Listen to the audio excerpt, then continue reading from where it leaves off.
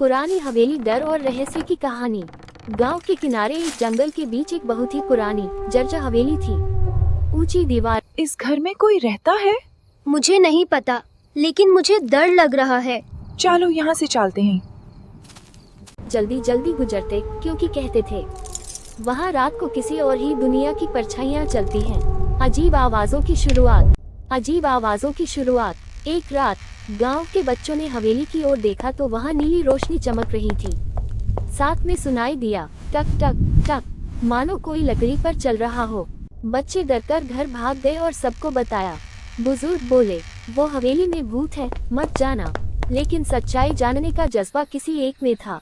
आरव। आरव का साहस। आरव एक बहादुर लड़का था। उसने सोचा, डरने से अच्छा है पता लगाया जाए। वह अगले ही रात टॉर्च लेकर हवेली की तरफ चला। चारों तरफ सन्नाटा। टॉर्च की रोशनी दीवारों पर पड़ते ही परछाइयां हिलने लगी।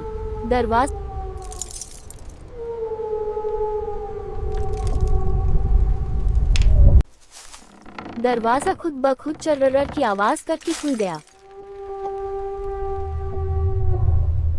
हवेली का अंदरूनी डर। अंदर धूल, मकड़ी के जाले और पुरानी पेंटिंग्स थी।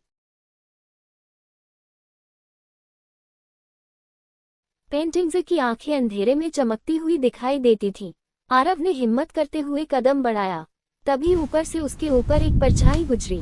कौन है वहाँ? आरव चीखा, लेकिन जवाब में बस एक ठंडी हवा चली। पुरानी डायरी का राज। एक कमरे में उसे एक फटी पुरानी डायरी मिली। उसमें लिखा था, इस हवेली में एक समय रत्नाकर नाम का कलाकार रहता था। उसकी पेंटिंग्स जीवित हो जाती थीं। आरव पढ़ता गया। एक दिन उसकी खास पेंटिंग गायब हो गई और उसी दिन से हवेली में अजीब घटनाएं शुरू हो गईं। आरव समझ गया, राज किसी खोई हुई पेंटिंग में है। खोई हुई पेंटिंग मिल गई, पर हवेली के सबसे अंदरूनी कमरे में उसे एक पेंटिंग दिखी। पेंटिंग में एक लड़की थी, फटी हुई बाल, सफेद कपड़े, खाली आंखें। पर जैसे जैसे आरव पास गया, पेंटिंग की आंखें उसे घूरने लगी। और अचानक पेंटिंग की लड़की मुस्कुराई। आरव डर के मारे पीछे हट गया। जीती जागती परछाई लड़की पेंटिंग से बाहर निकलती हुई दिखी।